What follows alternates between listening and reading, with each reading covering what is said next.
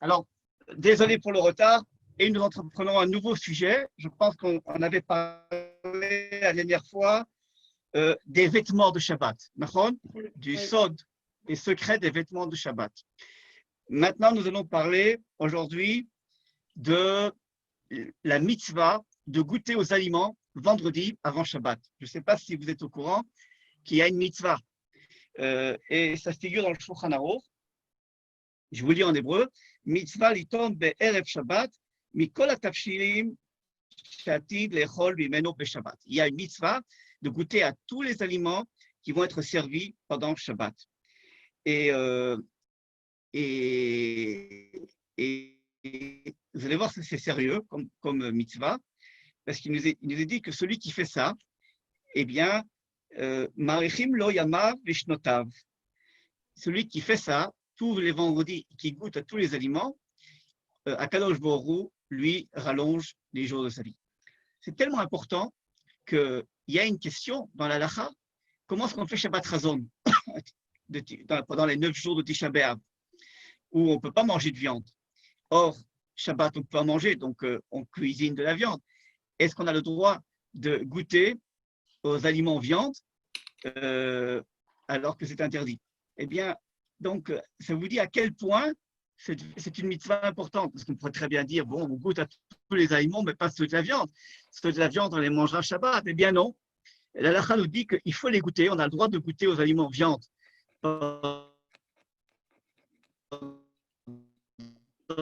On les goûte et voilà. Donc, ça pour dire que c'est une Lacha très importante. Alors, on va essayer de comprendre d'où vient dans le Sod, dans la Kabbale, la source de cette halakha, de cette mitzvah, d'où elle vient et quelles sont ses raisons profondes.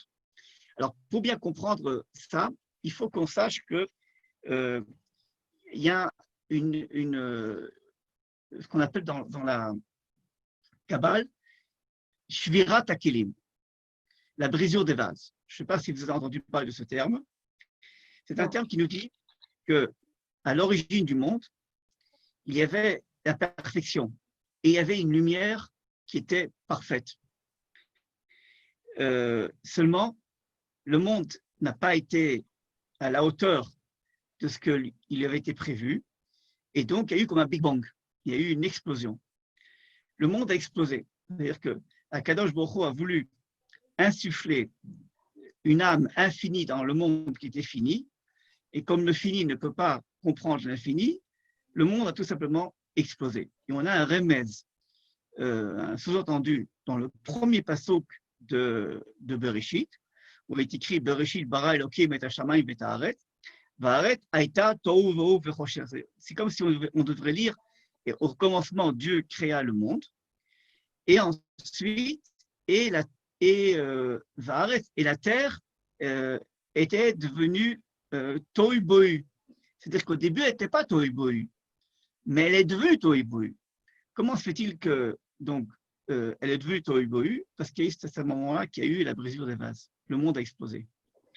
Et le monde a tellement explosé, selon la Kabbale, la lumière de la perfection à l'origine du monde s'est divisée en 288 nitzotzot, étincelles, ou on dirait des éclats de ce vase qui a été brisé, Reish Pechet Nitzotzim ou Nitzotzot, et qui ont été dispersés dans toute la planète.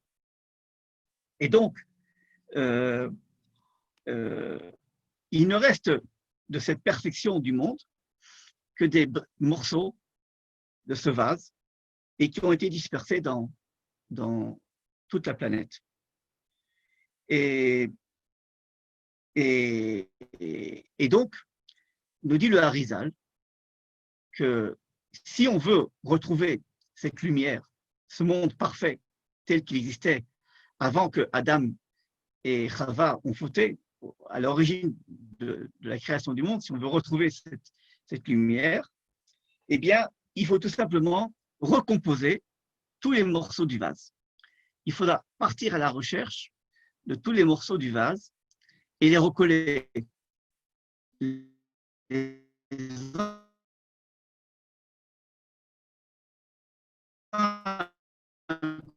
côté des autres et reconstituer le vase. On m'a expliqué ça. Birur, avant ça, il faut que je vous donne un petit peu quelques éléments pour vous décrire cette lumière. Comment elle est décrite par les Chachamim. Eh bien, les Chachamim nous disent que cette lumière, à l'origine, Aya Roé Adam Misofo Alam Atsofo. C'est-à-dire que quand tu regardais dans cette lumière, tu pouvais voir tout ce qu'il y avait avant toi et tout ce qu'il y aura après toi. C'est-à-dire que tous les Gilgulim, c'est-à-dire d'où je viens, Gilgul, hein, cette réincarnation, qui étaient mes ancêtres et d'où je viens, j'aurais pu voir depuis Adam et Ève, depuis Abraham Avinu, j'aurais pu voir d'où mon âme elle vient, qui étaient mes ancêtres, mes arrière-grands-parents. Bon, ça c'est pour le côté antérieur. Mais ce qui était formidable, c'est que dans cette lumière, on pouvait également voir ce qui allait se passer dans le futur. Quels seront nos enfants et nos petits-enfants, quelles seront notre progéniture, qu'est-ce qui va se passer avec moi après la mort, etc., dans 100 ans, 150 ans, jusqu'à la venue du Mashiach. Et donc, c'était une lumière extraordinaire et qui, comme je vous l'ai dit, à cause de la brisure des vases, a été elle-même, nous a été interdite. Elle nous a pas été capable. Et encore au sujet de cette lumière, c'est que chacun de nous a un morceau de cette lumière qui lui appartient et qui lui est personnel. Et que si il retrouve cet éclat du vase qui a explosé et qui lui appartient, eh bien, par l'intermédiaire de ce morceau de vase qu'il va retrouver, il va pouvoir lui-même se raccrocher, se recoller à la construction du vase de la lumière première. Est-ce que c'est clair ce que je dis ou c'est un peu trop… Non, c'est très clair. C'est clair? Ok. D'où le besoin imminent d'un juif de partir à la recherche des morceaux du vase brisé. Un, pour retrouver sa partie à lui. Comme on dit que toute personne a sa place au soleil, tout juif a sa place à la lumière du vase. Et d'un côté, dans ce morceau de vase brisé, il va pouvoir se retrouver lui-même, ce qu'on va expliquer par la suite. Et il va contribuer à la reconstruction de cette fameuse lumière originale qui était à l'origine du monde et qui sera la lumière du futur au moment où le Beth Amikdash sera reconstruit, que le Mashiach sera là. Alors, ce travail, cette avoda de recherche de sa partie de lumière disparue, ce qu'on appelle dans le langage de la Kabbale, birur. Birur avodat habirurim. C'est-à-dire que ces morceaux de lumière qui sont, je vous rappelle, cette lumière extraordinaire dans laquelle je me retrouverai moi-même, puisque dans cette lumière, elle va pouvoir m'éclairer sur qui je suis et où je vais et d'où je viens. Ces morceaux de lumière sont éparpillés dans le monde entier et couverts d'écorces, de clipotes. Et donc, il va falloir non seulement rechercher ces morceaux de lumière, mais encore il va falloir les éplucher pour retirer les écorces qui les cachent. Et ce qui est important à savoir, c'est que comme ces morceaux de lumière sont à mon origine, eh bien, tout ce qu'Akadosh Baruch Hu a prévu pour moi, avec qui je vais me marier, et qu'est-ce que je vais faire de ma vie, etc., tout peut se retrouver tout ça existe. Tout simplement parce que c'est caché dans des écorces. Donc, on n'est pas capable de le reconnaître. Mais si on a la possibilité de faire la volat tabirourim, c'est-à-dire rechercher ces morceaux de lumière dispersés et ensevelis sous les écorces, on va pouvoir, comme j'ai expliqué, se retrouver soi-même et trouver ce qu'Akadosh Baruch Hu veut de nous, quelle est notre voie dans la vie. Donc, c'est hyper important. Dans la Kabbale, et on va terminer avec ça pour l'introduction, on va nous expliquer que les éclats de lumière, ce qu'on appelle les nitzotzot, se retrouvent dans tous les pays du monde, dispersés sur toute la planète, et dans les aliments. Et dans les aliments qu'on mange.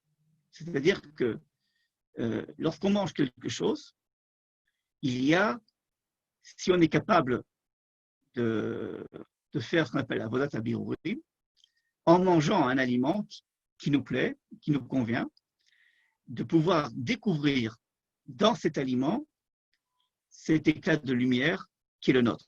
C'est-à-dire que, en vérité, ce n'est pas très compliqué. Il suffit tout simplement de savoir comment manger. Et si tu manges comme il faut, avec ce qu'on va expliquer comment on va faire, on va découvrir au sein des aliments qu'on mange ce fameux nitzot, ce fameux éclat de lumière, éclat de la brisure du vase, qui est le nôtre. Et donc, on va devoir étudier aujourd'hui comment découvrir au sein des aliments qu'on mange les nitzotzot qui ont été dispersés dans les aliments. Et les Rachamim nous donnent un remez, un remez, c'est un sous-entendu de ce qu'on vient de dire aujourd'hui. Dans le pasuk, Ki lo alechem levado yichye adam, ki al kol motza pi Hashem yichye adam. En français, un homme ne vivra pas que de la nourriture de son pain, mais de la nourriture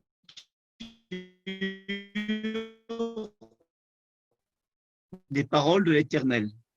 Nourriture qu'on mange, il y a la partie matérielle, celle qu'on va digérer, qui va servir à faire vivre l'homme dans son côté matériel, mais il y a aussi Motza Pi Hashem, il y a aussi la partie qui va faire vivre l'âme.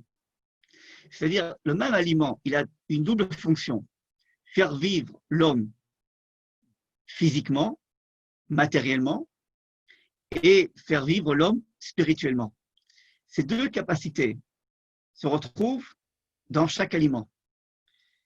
Et donc, ce sera très important, au moment où on mange des aliments, d'être conscient qu'on risque de mal manger. C'est-à-dire quoi mal manger? C'est-à-dire juste manger pour satisfaire à sa faim. C'est-à-dire que de voir dans les aliments uniquement un besoin matériel. Si c'est ce qu'on fait et qu'on ne voit dans les aliments que une nourriture matérielle, eh bien, à coup sûr, on perd son nitzot. On perd son éclat de lumière.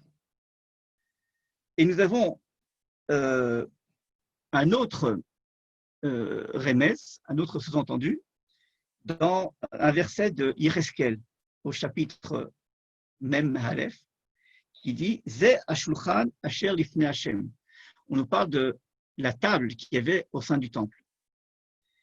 Et dans la Gemara de Menachot, nous dit Rabbi Yochanan et Rabbi Elazar, tous les deux, Bezman shebet hamikdash kayam misber mechaper al adam. Au moment où on avait le Bet Hamikdash, le misber, l'autel,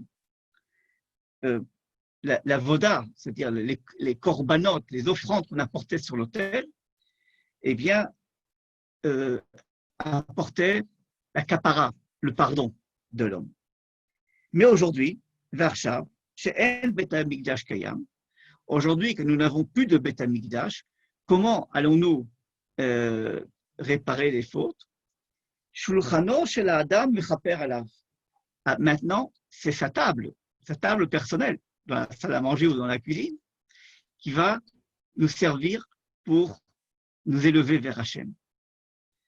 Et comment? Tout simplement par ce qu'on vient d'expliquer, la recherche des nitzotzot, des éclats de lumière, enfouis dans des écorces, dans les aliments que nous mangeons. De là vient le commentaire du Rav Asherov. Je ne sais pas si vous entendez parler du Rav Asherov. Alors, juste 2 minutes pour vous dire qui c'est. Aujourd'hui, c'est le rabbin d'un yishuv qui s'appelle Or HaGanuz, qui se trouve à côté de Tzfat, à côté de Méron. Le Rav Asherov était un Israélien qui n'était pas religieux, qui a fait ses études en Amérique et qui s'est très fort orienté vers la médecine chinoise. Son domaine, c'est le domaine de la nutrition, etc. Et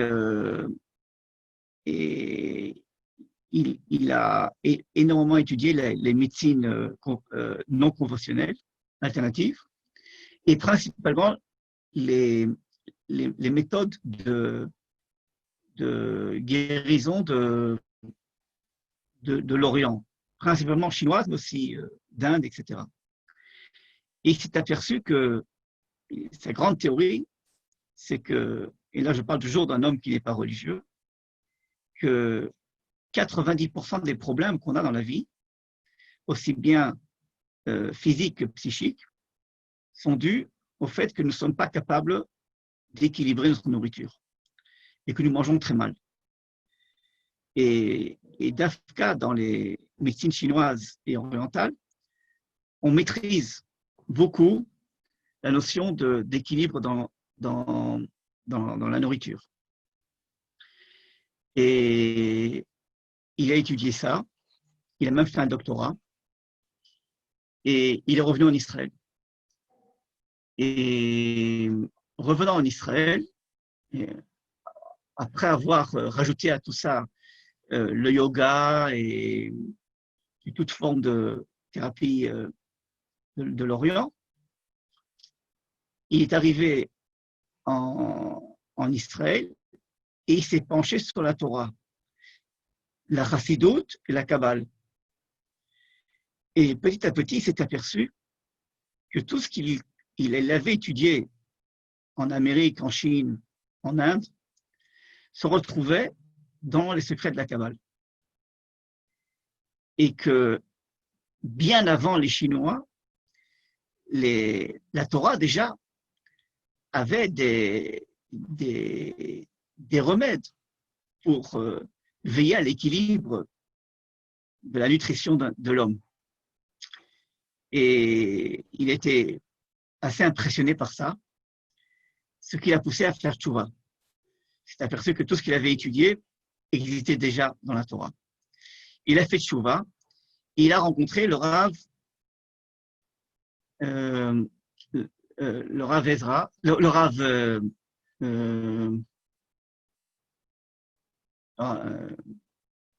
son nom m'échappe,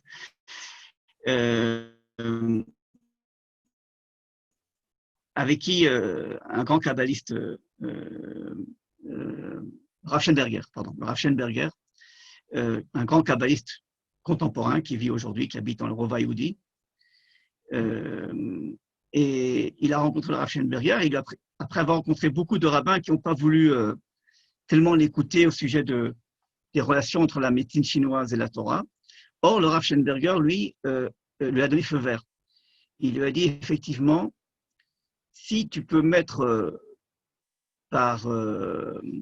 si tu peux enseigner, si tu veux utiliser les médecines chinoises alternatives, la méditation et le yoga, etc., mais avec la connotation de la Kabbale, je te permets de l'enseigner. Et c'est comme ça qu'est née la première école religieuse de yoga et de médecine alternative chinoise dans un yishuv qui s'appelle Or HaGanuz, ce qu'on appelle la fameuse institution de Yema. Mais c'est Euh, reconnu ça comme vraiment religieux. Au niveau religieux, bien sûr, bien sûr. C'est dirigé par des rabbins, par le Rav Schellenberger lui-même, le Rav Asherov qui a fait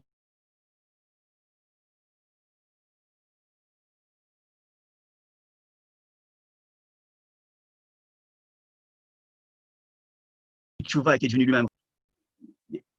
Désolé, je m'excuse vraiment, désolé. Euh, c'est quelqu'un avec qui j'ai promis 3 fois de le rappeler. Allez-y, allez-y. C'est pas grave.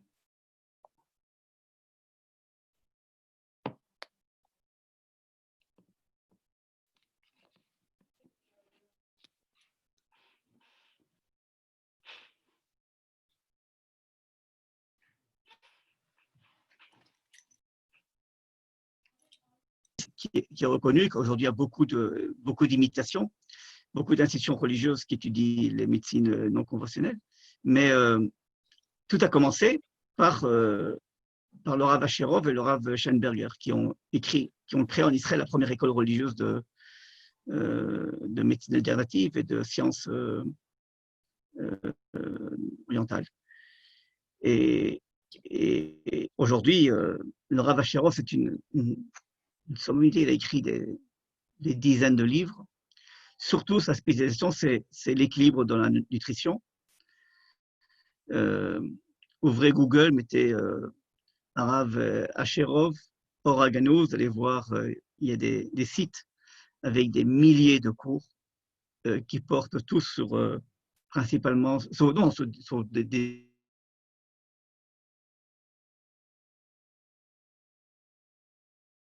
sujets religieux.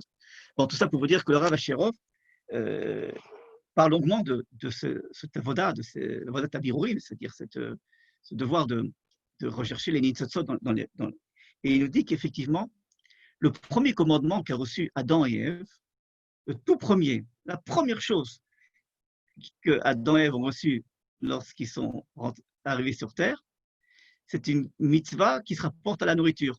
Hein. Euh, de tous les arbres, tu pourras manger le fruit, mais de l'arbre de la connaissance bonne et mal, tu ne mangeras pas. Et le Rav Asherov développe énormément cette idée. C'est intéressant de voir qu'Akadosh Baruch Hu a fait commencer toute la Torah, toutes les mitzvot par une mitzvah concernant la nourriture. Et d'ailleurs, le mot ma'achal, en hébreu, nourriture, si vous inversez les lettres, on obtient malach, qui veut dire un ange. Et si vous prenez le mot achila, qui veut dire manger, et que vous le coupez en deux, vous avez achal, ya. La nourriture, ya, yud e, c'est Hachem. Et il y a encore différents remazim pour nous montrer l'importance, la centralité de l'équilibre de la nutrition dans la Torah.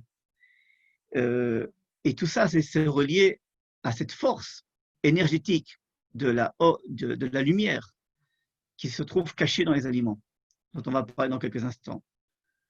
Alors, nous avons un passouk dans Teilim qui dit Revim gam tzmiim, nafsham ba'em titataf. Nous avons faim, nous avons soif. Notre âme est enveloppée. Quel rapport? De là, nous disent les Chachamim que lorsque quelqu'un a faim ou quelqu'un a soif, c'est parce que son âme recherche quelque chose d'enveloppé dans ce qu'il a envie de manger, envie de boire. Et c'est la raison pour laquelle on a un système qui fait qu'on est attiré par des aliments. Et chacun a une attirance différente pour les aliments. Le goût diffère d'une personne à l'autre. Et on va terminer cette introduction en disant que ce n'est pas par hasard que certains sont attirés plus par le sucré, d'autres par le salé, les gens qui sont attirés par certains aliments que d'autres ne sont pas capables de manger, etc. Cette attirance qui nous paraît une attirance matérielle, la raison pour laquelle moi je suis attiré et pas forcément mon voisin, c'est parce que il y a dans cet aliment un nitzotz qui m'appartient, un éclat de cette lumière qui est à moi. Et ce qui va aimantiser mon goût vers cet aliment, c'est pas l'aliment lui-même. Parce que si tous les aliments étaient divisés entre bons et mauvais, mais tout le monde aimerait certains aliments et tout le monde n'aimerait pas d'autres. Mais le fait que ça diffère tellement d'une personne à l'autre, ça prouve que ce n'est pas une question de goût, c'est une question d'appartenance. Est-ce que cet aliment m'appartient? Je pourrais comparer ça, par exemple, à euh, euh, éducation. Certains ont été éduqués dans des pays où on mangeait certains aliments. Et par exemple, dans le monde séfarade, on était plus, on est plus, on a adopté les aliments des pays arabes et notre nourriture est très influencée par celle des pays dans lesquels nos arrière-grands-pères, nos grands-parents ont habité. À tel point que cette attirance va être portée en héritage de génération en génération. Et bien qu'aujourd'hui, on n'habite plus le Maroc ni la Tunisie, on est encore très fort attiré par ces aliments. Par quoi? Parce qu'ils nous représentent. De la même manière qu'on se sent à l'aise dans une synagogue de notre rite, on se sent à l'aise par rapport à un certain type de pratique de la Torah et pas d'autres. De la même manière, on se sent très à l'aise dans certains aliments et pas dans d'autres. Et tout ça, c'est parce qu'au travers de ces aliments, en delà du goût, il y a le nitzotz. Et c'est beaucoup plus qu'un goût, c'est quelque chose de très profond qui fait que je me sens rattaché à ces aliments et pas à d'autres. Et pour terminer cette introduction, elle était un petit peu longue, je voulais uniquement vous dire que la finalité du cours, ce serait de dire que dès que je suis capable de faire ce qu'on appelle avodat habirurim, c'est-à-dire être capable de retrouver ce qui m'appartient au niveau profond, spirituel, dans les aliments que je mange, eh bien, par ce biais-là, je vais pouvoir libérer le nitzotz, l'éclat, de son écorce, et en le mangeant, il va s'intégrer en moi. Le côté matériel va descendre dans le ventre, et le côté spirituel va monter dans la neshama. Et une fois qu'il monte dans la neshama, il va continuer à s'élever en haut et va retrouver sa lumière première, initiale, qui est celle dont on a parlé au début du cours, hein, avant la brisure des vases. Et donc le nitzotz, une fois qu'il est libéré, ben, pouf, il s'envole, il va s'envoler vers le monde d'en haut pour se rajouter à la reconstruction du vase. Ça fait peut-être des millénaires qu'il est emprisonné. Il a dû attendre que quelqu'un vienne le manger et le manger comme il faut pour pouvoir se libérer et se raccorder à la lumière d'en haut. Et donc, chaque fois que je mange un aliment où je découvre une partie de cette étincelle, par mon biais à moi, par le fait qu'il se branche à mon âme, monte en haut. Et comme elle monte en haut, moi, je fais du stop avec elle, je monte avec elle, et grâce à cet aliment, je monte aussi en haut pour un peu m'imprégner de cette lumière originelle. Ouais, j'espère que vous me suivez. Ça n'a pas été trop vite. Oui, non, très bien. Ça va pour tout le monde? Ok. Oui. Bon, ah bah d'accord, ça va. Ok, donc ça c'était l'introduction. Donc n'oublions pas que nous sommes toujours dans le chapitre qui va nous parler De l'aliment. des aliments. Pourquoi faut-il goûter aux aliments avant Shabbat?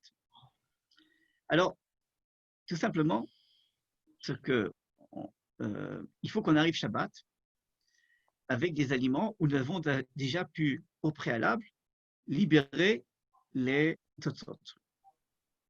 pour que ce soit, vraiment une Souda de mitzvah. Vous savez que au niveau des aliments, ce qu'on va manger pendant Shabbat, bon, ce sont des aliments qu'on peut très bien cuisiner dimanche, lundi, mardi.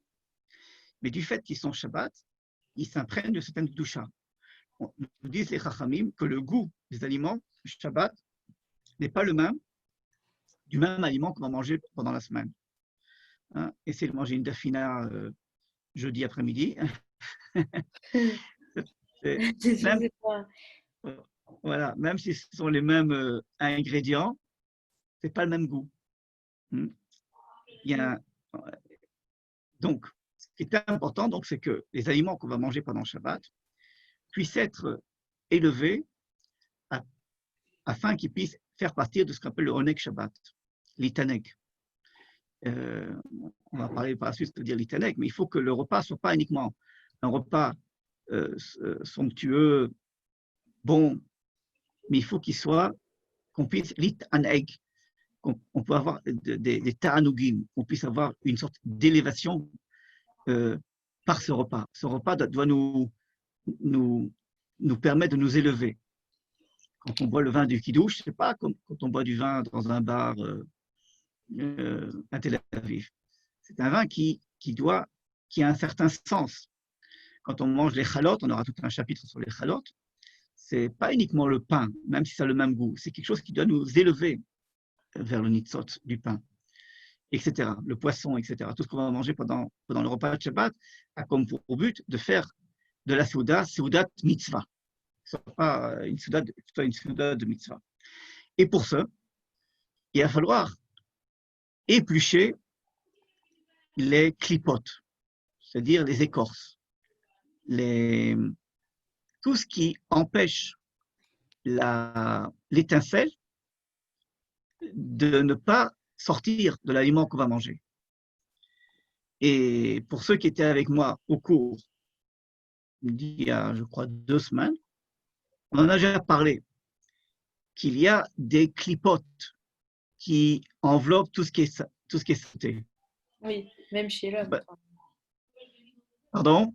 C'est chez l'homme aussi. Enfin, chez nous, il y a des clipotes. Oui. Ouais. Voilà. Et on avait parlé, par exemple, quand on a parlé de se laver, de prendre sa douche avant Shabbat avec l'eau chaude. Voilà, et très bien. On avait parlé qu'il fallait se débarrasser des clipotes. Et un des moyens de se débarrasser des clipotes, c'est de se doucher à l'eau chaude. Et pour se débarrasser de 4 sortes de clipotes, 3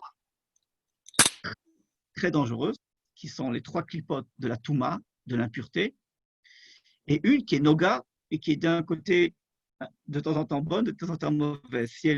Si elle allait du côté de la Gdusha, elle est Gdusha. Si elle est du côté de la Touma, elle devient Touma.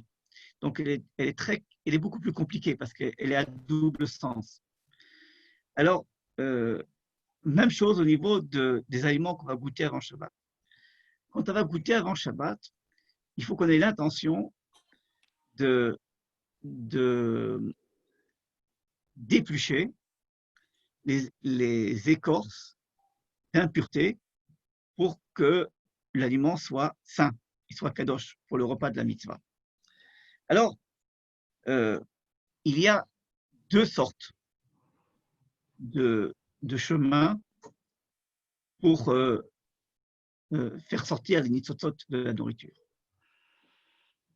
Si les nitzotzot sont entourés alors, bon, on va expliquer d'abord comme ça. C'est que les clipotes de Touma, c'est très simple. C'est tout simplement ne pas cuisiner et ne pas manger des choses pas cachères. Faites très attention quand on cuisine vendredi soir, vendredi après-midi, de faire très attention à la cacheroute. Le fait même que je mange certains aliments et pas d'autres, d'abord au niveau cacheroute, me permet de me débarrasser des clipotes de Touma.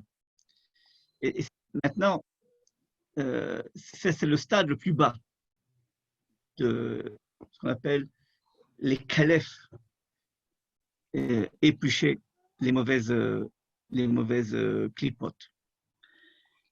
Mais ça, c'est facile, en quelque sorte. Ce qui est beaucoup plus difficile, c'est de se mesurer avec la clipa de Noga, qui, elle, est à double tranchant, comme on avait expliqué. Alors, je vais vous donner des exemples. Comment est-ce qu'on se mesure avec la clipa de Noga? Il y a 3 ou 4, même 5 méthodes pour, au moment où on goûte les aliments avant Shabbat, de la convertir en bien. Alors, le Harizal nous parle que où se trouve la clipa de Noga? Elle se trouve dans des aliments qui sont d'Afka kasher. Mais s'ils ne sont pas préparés comme il faut, ne sont pas kasher. C'est-à-dire que c'est le même aliment qui peut être ou kasher ou pas kasher. Dogma, exemple, la viande. La viande en elle-même, elle n'est pas kasher, mais si tu retires le sang de la viande, eh bien, elle devient kasher. Le riz en lui-même, il est kasher. Mais si tu ne fais pas le birou, si tu ne retires pas les tolaïm, les insectes, je ne sais pas comment dire, les vers du riz, le même riz, qui peut être le riz qui peut être 100% kasher badatz, devient, on ne peut plus le manger. Il est comme taref. Ou alors, autre exemple, nous dit le Harizal, un fruit.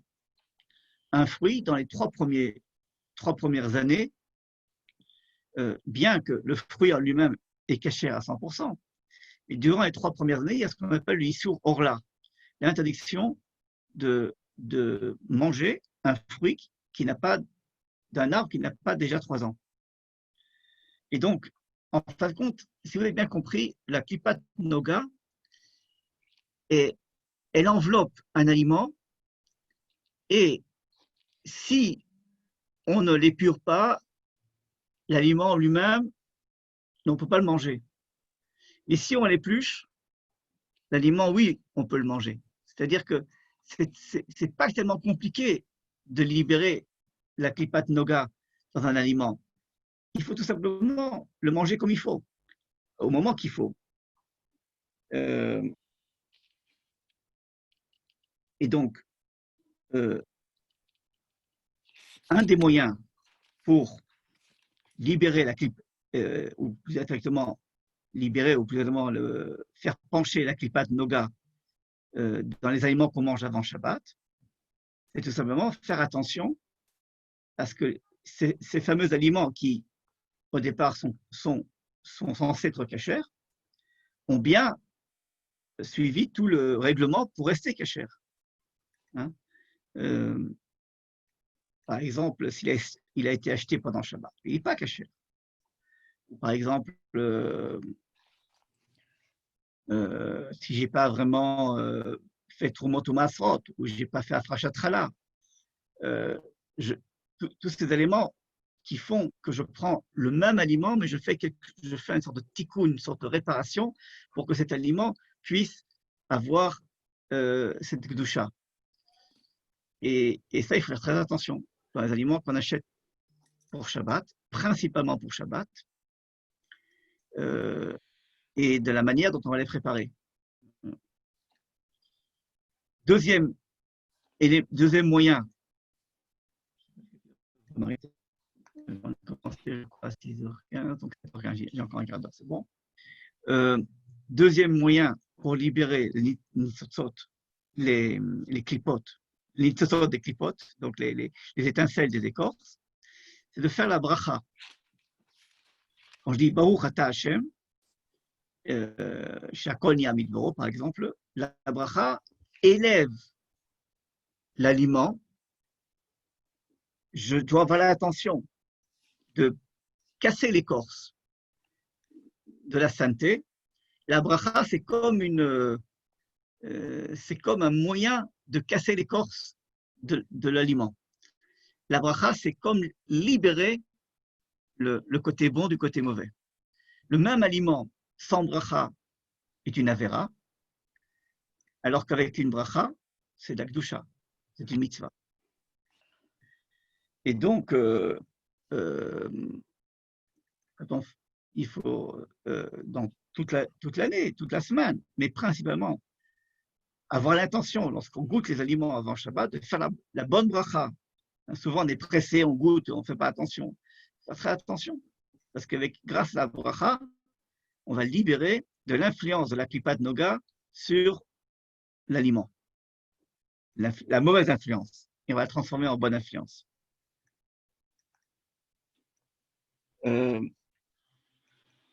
Troisième élément pour libérer les clipotes, libérer les nitsotot des clipotes, pardon, c'est de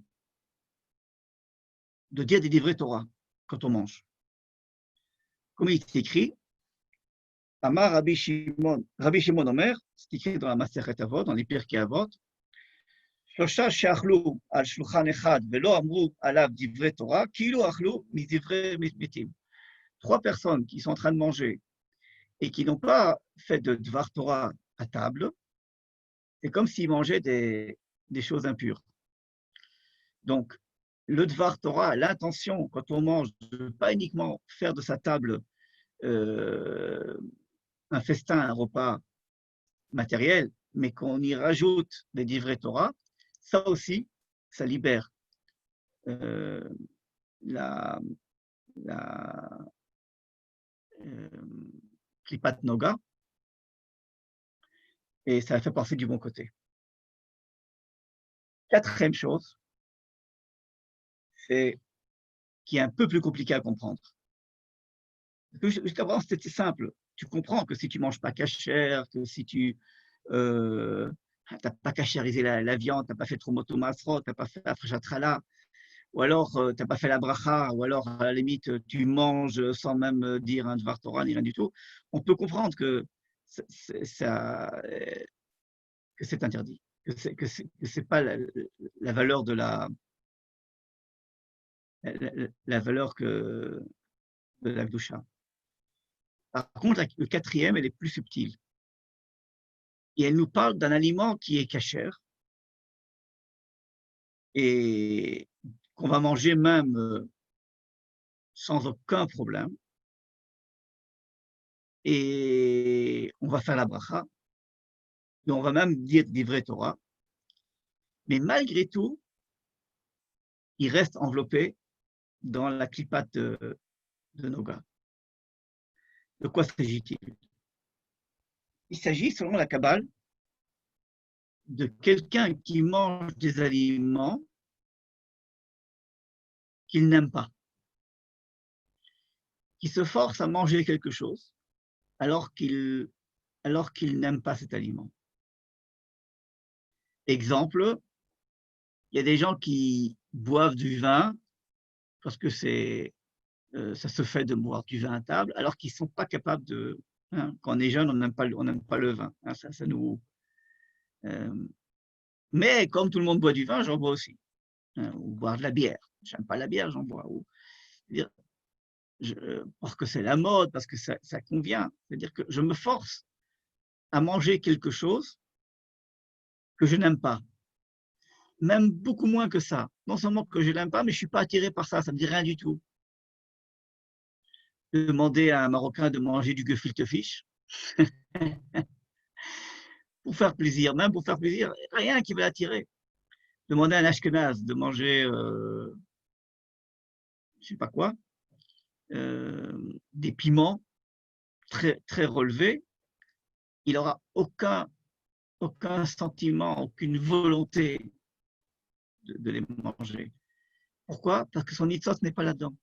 Il n'a rien qui le relie, non seulement au niveau matériel, puisqu'il n'aime pas, mais au niveau spirituel, il n'y a rien qui va relier un séfarade à du gefilte fish, comme il n'y a rien qui va relier un ashkenaz à un piment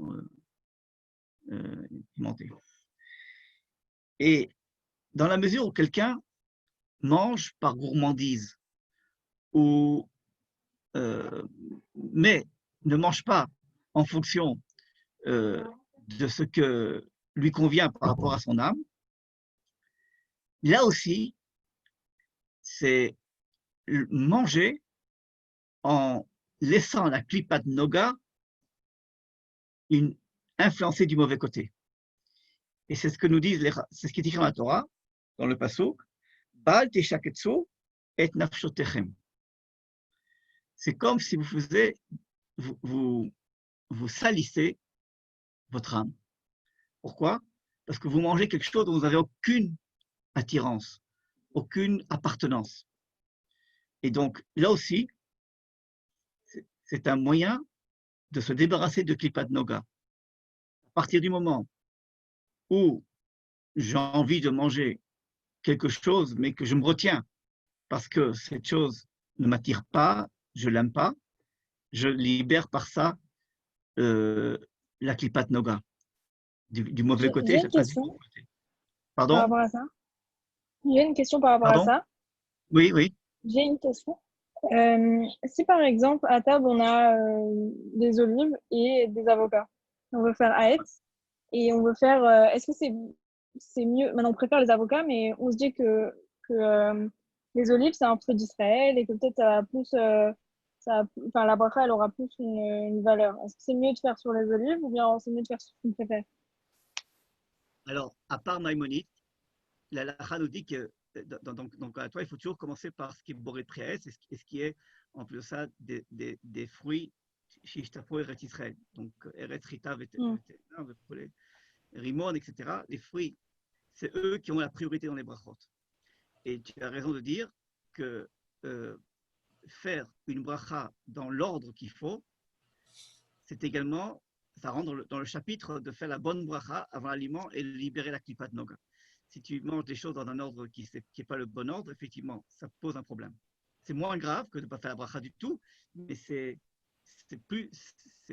un petit problème pour libérer quand même la klipat noga, pour la faire passer du bon côté. Donc, il faudrait choisir quoi? Pardon? Donc, il faudrait choisir quoi? Les olives ou les avocats? Bien sûr, les olives ont priorité, c'est évident. Oui, oui. Ouais. Merci. Donc, on a parlé donc on a parlé des 4 moyens pour libérer la klipat noga. Je vais donner un autre exemple, peut-être, c'est lorsqu'on est attiré par un aliment qui n'est pas kasher. Ça arrive plus en France qu'en Israël, mais ça arrive aussi en Israël. C'est-à-dire que d'un côté, tu veux manger un produit, mais il n'a pas la théouda. Tu rentres dans un falafel ou un restaurant, il n'a pas la théouda. Et donc,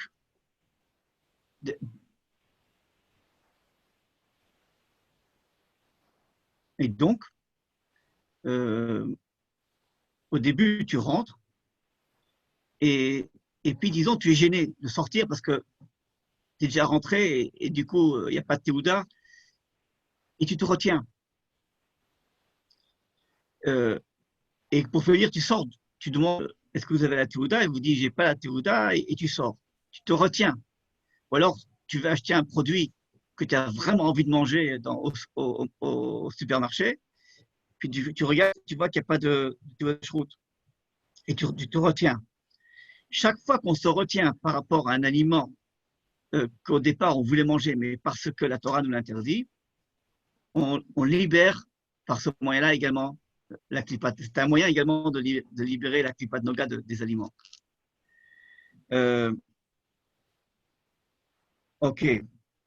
Je vous donne encore un autre exemple que nous donne le Harizal et qui nous dit que un autre élément quand on va goûter les aliments, il faut le faire donc à la veille de Shabbat.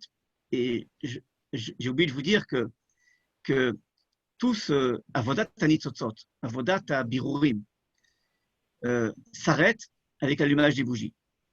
C'est-à-dire qu'on ne peut pas, pendant Shabbat, continuer.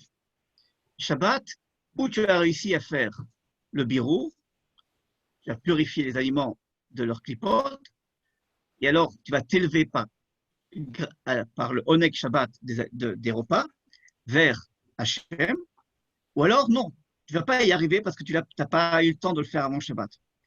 Et donc, c'est pour ça qu'il est bien écrit qu'il faut goûter les aliments vendredi et, et pas pendant Shabbat. Et un autre élément que nous dit le Harizal, qui va nous aider à libérer les nitzotzot, c'est de les manger avec joie.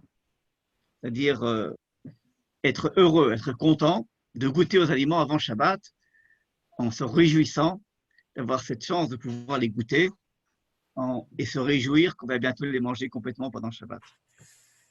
Autre élément, c'est le dernier, parce qu'il y en a d'autres, mais enfin je donne les principaux, c'est lorsqu'on mange, de les manger benachat, c'est-à-dire à l'aise, doucement. C'est-à-dire ne pas se jeter sur les aliments. C'est-à-dire ne pas les manger vite, vite, vite pour être rassasié. C'est prendre son temps de bien mâcher, de les déguster, d'apprécier leur goût, de sentir, comment dire, le bon goût de l'aliment et pas de l'avaler en un coup. Quelqu'un qui, durant toute la semaine, pas uniquement avant Shabbat, mange de cette manière-là, avale en mangeant toutes les clipotes, toutes les écorces d'impureté. Quelqu'un qui prend son temps et qui déguste et qui va lentement, bien sûr, on rajoute avec joie, on rajoute avec bracha, on rajoute après avoir mangé des choses cachères, après avoir cachérisé, tout ce qu'on vient de dire avant. Il y a des choses qui l'attirent et pas des choses qui sont pas. Tout ça en même temps fait que nous arrivons à retirer toutes les clipotes et toutes les impuretés et nous sommes prêts pour les manger pendant Shabbat. Et alors, au moment où on va les manger pendant Shabbat, ces aliments sont des aliments qui ont vraiment la doucha, parce que ce sont des aliments qui sont vraiment des aliments du Oneg Shabbat. Parce qu'ils n'ont plus rien à voir avec des aliments de la semaine. Ce sont des aliments qui vont faire honneur au Shabbat et qui vont nous élever à la table de Shabbat et qui vont intensifier notre joie d'accueillir Shabbat. Le fait même qu'il y ait un bon repas de Shabbat, mais pas uniquement au niveau du goût, mais parce que les aliments sont vraiment des aliments de Gdusha, qu'on ne peut ressentir que pendant Shabbat et que si on les mange dans la semaine, on ne les sentira pas, ça nous élève encore vers ce qu'on appelle on a appelé au début du cours, la Neshama Yetera, cette âme supérieure qu'on reçoit pendant Shabbat. Je vais uniquement terminer avec un enseignement de Manitou qui nous disait que le mot assour, qui veut dire défendu, est la même racine que assir, ou assour, qui veut dire emprisonné. Comment est-ce qu'on dit un prisonnier? Assir. Des prisonniers, assirim. C'est intéressant de voir que les Rachamim ont désigné un aliment qui n'est pas cachère en l'appelant assour. Il est assour. Mais en vérité, la racine du mot assour, c'est assir. Ça veut dire que pourquoi est-ce qu'il est défendu? Parce qu'il a au sein de lui quelque chose de mauvais. Parce qu'il n'est pas cachère, parce qu'il n'a pas été cachérisé, etc. C'est ce qu'on vient de dire avant. Mais si on le libère, si on libère le prisonnier de sa prison, alors du coup, il n'y a plus aucun problème. Et pour terminer, ce que nous enseignait notre maître Manitou, c'est que, comme on l'a expliqué au début, tous les aliments ont été dispersés aux 4 coins du monde. C'est-à-dire qu'il y a des nitzotzot, des étincelles du fameux vase brisé, qui sont trouvées au Maroc, en Tunisie, en Pologne, en Russie, en Éthiopie, en Inde, partout. Et comme je vous ai dit, où ils se sont cachés ces nitzotzot? Dans les aliments de l'endroit. Eh bien, c'est assez extraordinaire. Et c'est comme ça que le Harizal va expliquer la galoute. Pourquoi est-ce qu'Hachem nous a fait disperser aux quatre coins du monde et que dans pratiquement tous les pays du monde, il y a des Juifs et qu'on est resté là-bas pendant 2000 ans? C'était pour libérer des aliments de l'endroit le Nitzot qui avait été emprisonné. C'est-à-dire que, en d'autres termes, si les Juifs n'étaient pas arrivés au Maroc, eh bien, il n'y aurait pas ce qu'on appelle la cuisine marocaine. Des aliments qui ont été, on va utiliser pendant Shabbat. Hein. Il y a une dafina. Une dafina, ce n'est pas un chamin, et une chamin, ce n'est pas un choulant. Hein, bien que ce sont pratiquement la même chose. On est arrivé dans les pays, dans chaque pays, je ne sais pas si vous avez remarqué, on a converti les aliments de l'endroit à l'intérieur du Shabbat. Ce qui fait que des tas d'aliments comme le couscous, ou comme le poisson, comme les piments, comme le poisson, tous ces aliments qui étaient des aliments de l'endroit où on était, on les a transformés et on les a posés sur la table de Shabbat. Ce qui fait que c'est à un tel point que ces aliments sont devenus une partie de nous-mêmes. Il y a beaucoup de juifs qui ne pratiquent pas les mitzvot, mais qui ne sont pas capables de se détacher des aliments qui leur est proche. On est parfois beaucoup plus attiré par la tradition des aliments que la tradition elle-même. Pourquoi? Parce que c'est là-dedans qu'à c'est là qu'on se retrouve. Alors, pour terminer, je disais que chaque communauté qui est arrivée dans un endroit différent dans le monde a eu comme mission de récupérer les nitzotzot en convertissant les aliments de l'endroit à la table de Shabbat. Et c'est comme ça que vous verrez des juifs yéménites qui ont utilisé des aliments qui étaient tout à fait liés à la culture yéménite et qui est devenu et qui est arrivé à la table de Shabbat et qu'on ne peut pas se séparer et qu'on fera jamais un Shabbat sans le jarnoun. On ne fera jamais un Shabbat sans le couscous. On ne fera jamais le Shabbat sans le gefilte fish. On fera jamais. Vous voyez ce que je veux dire? C'est-à-dire que tous ces aliments sont rentrés sur la table de Shabbat. Et en fin de compte, chaque communauté a libéré son nitzot, son éclat. Et maintenant, avec le retour des exilés en Israël, avec le kibbutz Galuyot, avec la création de l'État d'Israël, où tous les juifs du monde entier, toutes les communautés se retrouvent sur un même pays, cet événement qui fait que les juifs marocains, tunisiens, ashkénazes, éthiopiens, yéménites, bref, tout le monde se retrouve sur une même terre, fait en sorte que chacun revient ici avec son nitzot. Et si vous avez remarqué, l'État d'Israël existe depuis plus de 70 ans, mais les aliments n'ont pas changé. On est resté fidèle à ce que nos grands-parents et arrière-grands-parents cuisinaient en Pologne, en Syrie, ou au Maroc, ou en Tunisie, ou en Algérie. C'est-à-dire qu'on n'a pas, on s'est libéré de beaucoup de choses, mais de ça, on ne s'est pas libéré. Donc là, il y avait un nitzot. Alors, tout le monde arrive, chaque communauté est arrivée avec son nitzot, et l'ensemble de toutes les communautés d'Israël retrouvées sur sa terre fait en sorte que c'est le moyen de pouvoir s'exprimer en disant nous sommes à l'époque du Mashiach, à l'époque de Kibbutz Galuyot. Pourquoi est-ce que nous sommes très proches du Mashiach? Parce que tous les brisures de vase ont été rapportées. On est tous maintenant dans un même pays. Chacun va contribuer à apporter sa partie de vase, va le coller à l'autre. Et avec l'ardoute, avec l'unité du peuple juif, c'est ça qui va faire venir le Mashiach. Ce que le Mashiach a besoin, c'est l'unité. D'être tous rassemblés. Qu'on puisse tous maintenant faire profiter à l'autre de son nitzot, de sa brisure de vase, pour qu'on puisse reconstruire le vase et faire venir le Mashiach et retrouver la lumière originelle. Amen. Voilà. Je ne sais pas si ça n'a pas été trop vite, et trop dur, et trop haut, et trop compliqué. Non, c'est très bien. Voilà. Ça, c'est donc le sod de la nourriture, de goûter aux aliments et avant Shabbat. Et la semaine prochaine, Bezrat Hashem, on va parler de l'allumage des bougies de Shabbat. Ah, le summum.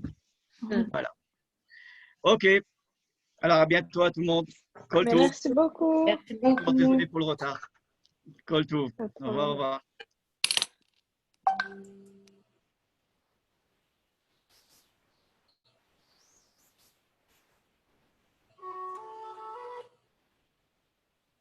Allô. Allô, Ouais. comment vas-tu? Ça va et toi? Ça va, là je suis chez papa, je vais lui passer tout à l'heure la crème. Là. Je vais aller pour le soigner. Et toi, comment tu t'as fait aujourd'hui alors? Ben, je me suis battue avec l'ordinateur. Encore? Ouais. Qu'est-ce qu'il a alors? Eh ben, en fait, je t'explique. J'ai des sites où je dois enregistrer des trucs, d'accord? Seulement avec Windows, maintenant, on ne peut plus enregistrer. Donc, il m'a pris un très vieux PC que j'avais et il m'a mis Ubuntu dessus. D'accord? Ça passe pas par Windows, ça passe par Ubuntu. Et donc, avec Firefox, je peux enregistrer tout ce que je veux. Seulement depuis hier, je ne sais pas ce qu'il a, l'ordi, et chaque fois, il marche bien, tout très bien. Sauf que dès que je veux enregistrer, il s'éteint. Au bout de 3 minutes, il s'éteint. Alors j'ai dit, bon, peut-être que j'ai un pilote qui est obsolète parce qu'il y a un moment, il me demandait de faire une mise à jour et je ne voulais pas la faire parce que je ne savais pas si j'avais assez de mémoire, tout ça, je voulais lui demander avant s'il fallait la faire ou pas. Et maintenant, il ne me le propose plus. Alors j'ai fait les mises à jour, mais ce n'est pas ça et ça ne marche plus. Ça ne marche pas. Tu as demandé à ton ex? Ben ouais, il devait passer aujourd'hui, il n'est pas passé. Ouais. Il a crevé un pneu avec sa voiture, alors il n'est pas venu. Avec la voiture du boulot. Il m'a dit qu'il devait venir vers 14h. Ouais, ben c'est ça, ben il n'est pas venu. Il m'a dit, écoute, je ne peux pas venir, j'ai le tous-tous qui a crevé un pneu. Eh ben, j'ai dit, voilà, tu vois, Hachem, il se débrouille pour pas qu'il vienne. Je ne savais pas comment lui dire, j'étais emmerdée. Comme ça, t'étais tranquille. Mais en fait, il aurait pu te réparer le retour. Ah ben ouais, mais il a essayé de me dépatouiller à distance comme ça, mais bon, ça marche pas. Il m'a dit, écoute, quand je passerai, je le regarderai. Mais bon, j'ai pas vraiment envie qu'il passe à la maison. Comme ça. Mais s'il doit prendre ses affaires. Ben oui, mais bon, moi j'aimerais qu'il prenne ses affaires jusqu'au bout, quoi, en fait, tu vois, je sais pas comment le dire. Ben oui, parce que là, c'est remuer le couteau dans la bouche. Ben ouais, à chaque fois, chier, quoi. C'est dur pour toi. Puis il rentre chez moi, ça veut dire que lui, il est comme s'il était chez lui, tu vois, moi je suis plus... Et toi, tu rentres pas chez lui? Et moi je rentre pas chez lui, voilà. Ouais. J'ai appelé Josette pour avoir de ses nouvelles tout à l'heure. Alors? Donc elle m'a dit ça va, que ça va. Et où il est bas. Il est où, Henri, en France ou en Israël? Non, il est en Israël, là. Et comment il a fait pour rentrer? Il a eu des vols? Non, non, il était pas en France, il est reparti avant le confinement. Il est venu se faire soigner, mais après il était reparti. Donc quand il y a eu le confinement, il était déjà en Israël. Il faut qu'il se fasse soigner là-bas. Les soins qu'il faut qu'il a fait en Israël et qu'il faut qu'il dise à la France. Parce qu'en France, ils ont refusé de le soigner. Non, mais je croyais qu'il était en France, je sais pas quoi. Non, il était revenu, mais il est reparti. Et après, qu'est-ce qu'elle m'a dit? Oui, qu'elle avait appelé Hélène pour lui présenter les condoléances. Et Hélène lui a dit qu'elle avait divorcé. Ah bon, alors c'est vrai. Hein. Comme nous, alors, moi aussi j'ai divorcé. Comment ça se fait ça? Mais il a dû la plaquer. On est mafré, hein. Il a dû avoir un métal. Parce que quand même, elle a eu 5 filles et un garçon. C'est pareil, non? Putain, elle a 5 filles et un garçon. C'est bizarre, elle a dit pour putain, mais on est mafré dans cette putain de famille, hein. Non, mais attends, moi j'en vois plein des couples qui vont, hein, que ça marche, hein. Elle dit, ils étaient Lubavitch, quand même, ils étaient sérieux dans cette... Ben ouais, Lubavitch, mon cul, oui, hein. On ne divorce pas d'une femme que tu as eu 6 gosses. Elle lui a donné 5 gosses, 5 garçons, 5 filles, un garçon, et il a planté. Alors, je pense pas que ça vienne d'elle, parce qu'elle, ça m'étonnerait qu'elle veuille. Elle n'était pas... c'est une femme de maison, elle était pas... Je pense qu'il lui a dit, écoute, voilà, je veux divorcer, j'en ai marre. Il a dû dire un truc comme ça. Ah ben comme moi. Tomber des nues. Comme moi, pareil. Elle a dû tomber des comme nues, moi. Hein. Mais qu'est-ce que tu veux faire quand ils veulent? Eh ben oui, c'est clair, hein. Ben non, hein, moi c'est ce qu'il m'a dit, le Rav. Il m'a dit, vous avez le droit de refuser. J'ai dit, mais alors je vais refuser, alors comment s'il veut plus, je ne veux pas rester avec un mec qui veut plus de moi, hein. y a des femmes qui doivent dire non, hein, qui restent avec fiction. Toi, tu aurais pu dire non et rester pour eu moins de problèmes financiers. Hein. Oui, mais bon, quelle vie, excuse-moi. Il y a des femmes qui s'en foutent. Écoute, de toute façon, il y a des femmes qui veulent avoir la sécurité matérielle. Hein. Après, le mec, il fait la gueule, il fait pas la gueule, elles en ont rien à foutre. Elles veulent juste une sécurité financière. Hein. C'est ce qu'elles veulent. Hein. Tu sais qu'à toi, nous, on n'est pas des salauds, mais on est logiques. Mais je te le dis, il y a des femmes qui sont, ne pensent qu'à leur contourner, qu'à leur. C'est sûr que tu aurais eu moins d'emmerde si tu avais refusé, parce que moi, c'est obligé de rester comme ça. Hein. Il aurait payé le loyer, et puis voilà. Hein. Ouais, mais bon, quelle vie, putain, quelle vie. Ah, mais c'est pas une vie, c'est pas une vie, c'est la haine. Hein. C'est Ouais. Parce que le mec, il en veut à la femme qui ose refuser, et la femme, elle en veut à l'autre comme ça, de le rejeter, quoi. Tu vois. Non, mais c'est la société d'aujourd'hui, le papa, Lubavitch. Non, mais c'est vrai que c'est le dernier. Non, moi je regarde pas ça. C'est le dernier combat avant Machiar, quoi, si tu veux. C'est pour ça que tu dis dans notre famille, non, je pense que c'est général. C'est général, c'est dans toutes les couples, dans toutes les familles. Après, il y en a qui marchent bien, tant mieux. Tant mieux s'il y a des couples qui marchent bien. Après, tu les fais, t'es pas avec eux dans la chambre à coucher. Ouais, c'est vrai. Ouais. Passe, hein. Ben ouais. Bon, écoute, comme je lui ai dit à Suzette, elle m'a demandé des nouvelles. Je lui ai dit, écoute, elle a appris, elle est tranquille. C'est pas une vie pour elle. Voilà, maintenant, elle travaille dur. Elle me dit, moi aussi, elle me dit, j'ai dit non, si j'avais 4 gosses, elle me dit, ne crois pas, c'était pas facile non plus. Hein. Elle me dit, j'ai eu de la dépression pendant longtemps. Hein. Mais elle t'a appelé pour les condoléances. Non. Elle t'a pas appelé. Non. Je crois qu'elle t'avait envoyé un message. Non. Parce qu'elle m'a dit qu'elle avait eu ta mère au téléphone. Ouais, ma mère, mais pas moi. Ah, d'accord. Mais tu la connais pas trop, peut-être. Si, Josette, oui, c'est celle que je connais le plus. Mais alors, comment ça se fait? Ben, elle a été touchée parce que un jour j'ai été à Paris, on était super pressés et il fallait qu'on rentre à Toulouse et j'ai été la voir au magasin et j'ai pas été voir sa mère et après elle est morte sa mère. Elle en a voulu. Et elle m'en a voulu, voilà. Oh écoute, merde, fais chier. On n'est pas libre de quoi que ce soit. Merde, j'en ai ras-le-bol, moi, de tout ça. Ça se fait pas, j'en ai rien à foutre. Et moi aussi, j'ai le droit de. Ouais, non, mais attends, moi, quand je vais voir quelqu'un, et j'aurais été avec plaisir, ma mâche, hein, si on avait le temps. Je sais. Mais j'étais, ouais, c'était quand on allait pour la LIA.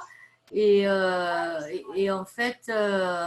On devait rentrer à Toulouse, moi je rebossais le lendemain, lui aussi, et puis lui il me l'avait dit, il m'a dit va voir ta tante, mais j'ai dit écoute on était crevés, on avait poireauté, moi j'avais l'intention d'y aller, hein, parce qu'on n'était pas loin, mais elle nous a fait poireauter je sais pas combien de temps au magasin, tu sais, entre les clients, alors on a perdu du temps, et après voilà, comme elle a Alzheimer et qu'elle était toute seule à la maison, tu vois, moi je... Bon, écoute. Que ce soit ça ou pas, si t'as pas fait, voilà, c'est comme ça et c'est fait. Tu sais, quand le cœur il te dit de faire quelque chose, tu fais. Écoute, merde. Ouais, demain alors tu bosses, demain tu recommences. Ah, demain je recommence la semaine de fou et j'ai pas fini le ménage là. Il faut que j'y revienne. Allez, je vais te laisser, alors je te rappelle tout à l'heure, vas-y le faire. Bon, mais c'est incroyable les messages, les trucs de articles que tu m'envoies. Alors c'est dingue, hein, tout ça. Et c'est très contradictoire, tous ces articles. Ouais, ça. Non, écoute. Mais maintenant, ils disent qu'il va y avoir une deuxième part. Eh bien, forcément, bien sûr. Ouais, mais ça va être en décembre. Eh bien, c'est ce qu'ils disent, comme par hasard, pour faire la deuxième, pour bien installer tous les trucs 5G qu'ils n'ont pas réussi à installer maintenant.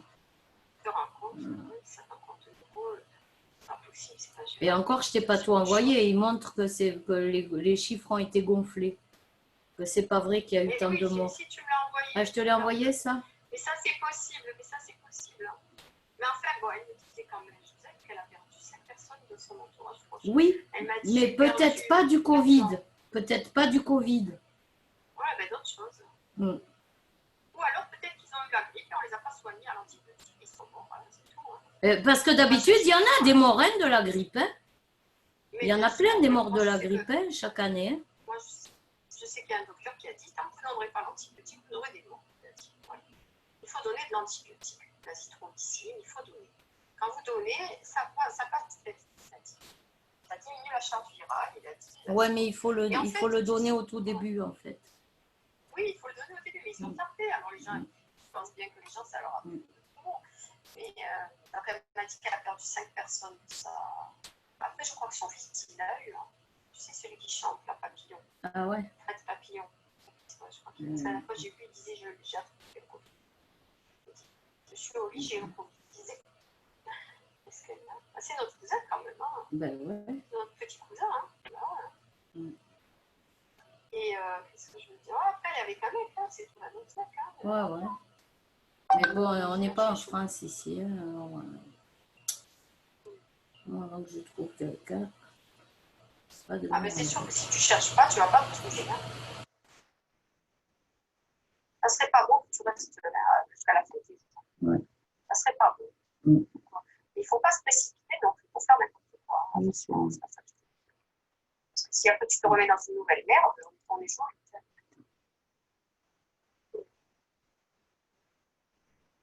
Bon, d'abord, il faut que tu te reconstruises.